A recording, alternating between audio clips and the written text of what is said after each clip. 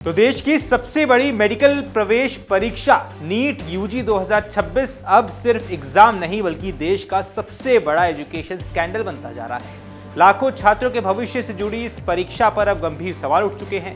Paper leak, करोड़ों का खेल, WhatsApp groups, coaching mafia, photocopy दुकानों से लेकर कई राज्यों तक फैले नेटवर्क और अब आखिरकार केंद्र सरकार ने पूरे मामले की जांच सीबीआई को सौंप दी।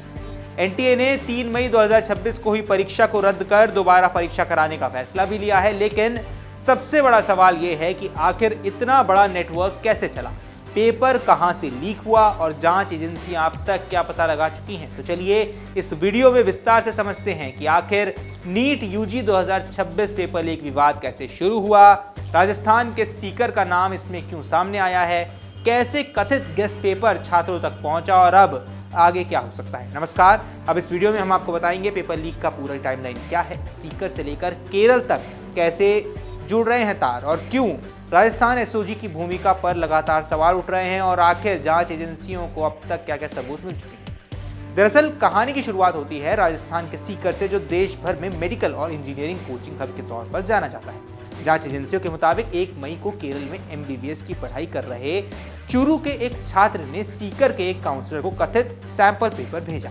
अब शुरुआत में इसे सिर्फ एक गेस्ट पेपर माना गया, लेकिन बाद में यही कथित पेपर पूरे विवाद की वजह बन गया।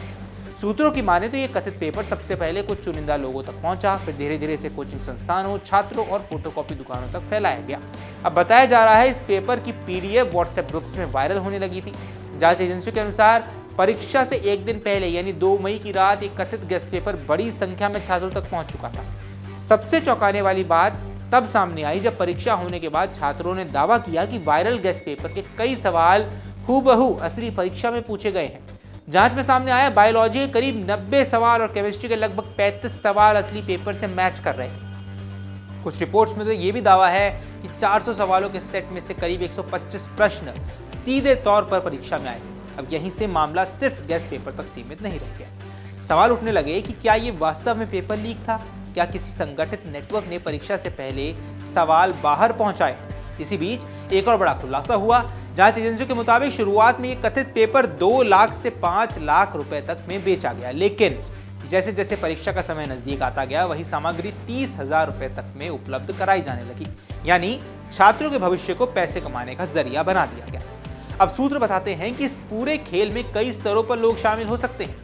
कुछ लोग कथित तौर पर पेपर उपलब्ध करा रहे थे तो कुछ उसे फॉरवर्ड कर रहे थे, कुछ लोग उसकी फोटोकॉपी कराकर छात्रों तक भी पहुंचा रहे थे। अब जांच एजेंसी इस नेटवर्क की मनी ट्रेल को खंगाल रही है। Mobile chats, bank transactions, call records और डिजिटल दस्तावेजों की जांच की जा रही है। आइए अब बात करते हैं राजस्थान एसओजी की यानी स्पेशल ऑपरेशन ग्रुप की। इसका नाम क्यों सामने आ रहा है बार बार, ये भी समझा देते हैं। इस मामले में एसओजी की भूमिका पर क्यों सवाल उठ रहे हैं, अब ये समझें। आरोप है कि जब शुरुआती सबूत सामने आने लगे थे तब तुरंत एफआईआर दर्ज क्यों नहीं की गई, आखिर कार्रवाई में इतनी देरी क्यों हुई।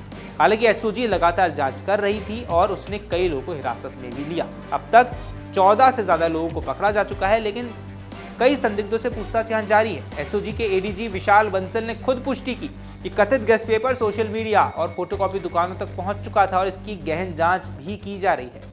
अब जांच में सीकर सबसे अहम केंद्र बनकर उभरा है, खासतौर पर पिपराली रोड स्थित एक कंसल्टेंसी सेंटर एजेंसियों के रेडार पर। इसके अलावा जांच के तार झुंझुनू, चूरू, नागौर, जयपुर और यहां तक कि देहरादून तक जुड़ते हुए नजर आ रहे हैं। सोमवार को जयपुर से मनीष नाम के एक व्यक्ति को हिरासत में लिया गया। यहां जांच एजेंसी को शक है कि वो इस पूरे कथित नेटवर्क का अहम सदस्य हो सकता है। हालांकि अभी आधिकारिक तौर पर किसी भी आरोपी की अंतिम भूमिका तय नहीं हुई है। इस पूरे विवाद में सबसे बड़ा मोड़ तब आया जब परीक्षा वाले दिन ही कुछ छात्रों ने शिकायत दर्ज करा दी। अब सूत्रों के मुताबिक सीकर के उद्योग नगर थाने में छात्रों ने कहा कि कुछ अभ्यर्थियों के पास पहले से ही वही सवाल मौजूद थे जो परीक्षा में पूछे गए। बाद में 7 मई को एनटीए ने भी कई शिकायतें दर्ज की। इसके अगले ही दिन यानी 8 मई को मामला केंद्रीय एजेंसियों को भेज दिया गया। बढ़ते विवाद और देश भर में छात्रों के विरोध के बाद आखिरकार केंद्र सरकार ने जांच सीबीआई को सौंपी। इसके साथ ही एनटीए ने परीक्षा रद्द करने और दोबारा परीक्षा कराने का भी फैसला लिया है। अब सीबीआई इस पूरे नेटवर्क की गहराई से जांच करेगी। पेपर कहां से निकला, कैसे लीक हुआ, किसने लीक किया, किस किस तक पहुंचा और इसमें कौन कौन शामिल था, इन सभी सवालों के जवाब ढूंढे जाएंगे। लेकिन इस पूरे मामले ने देश की परीक्षा व्यवस्था पर बड़े सवाल खड़े किए। लाखों छात्र महीने और सालों तक मेहनत करते हैं, परिवार अपनी बचत तक खर्च कर देते हैं। ऐसे में अगर परीक्षा की निष्पक्षता पर सवाल उठे तो सबसे बड़ा नुकसान उन ईमानदार छात्रों का होता है जिन्होंने सिर्फ मेहनत के भरोसे परीक्षा दी। अब सबकी नजरें सीबीआई जांच पर टिकी हैं। क्या इस केस में कोई बड़ा मास्टरमाइंड सामने आएगा? क्या कोचिंग माफिया और एजुकेशन नेटवर्क का बड़ा खुलासा होगा? और सबसे अहम सवाल, क्या छात्रों का भरोसा फिर से बहाल हो पाएगा? फिलहाल जांच जारी है और अंतिम सच सीबीआई की आधिकारिक रिपोर्ट आने के बाद ही सामने आएगा। फिलहाल सवाल ये है कि क्या भारत की बड़ी परीक्षाओं के लिए अब और सख्त सुरक्षा व्यवस्था की सख्त जरूरत है? आपको क्या कुछ लगता है हमें कमेंट सेक्शन पर जरूर बताएं। फिलहाल के लिए इस वीडियो में इतना ही। नमस्कार। अगर आप ये वीडियो YouTube पर देख रहे हैं तो हमारे चैनल को सब्सक्राइब कर बेल आइकन दबाएं और Facebook पर देख रहे हैं तो हमारे पेज को लाइक करें।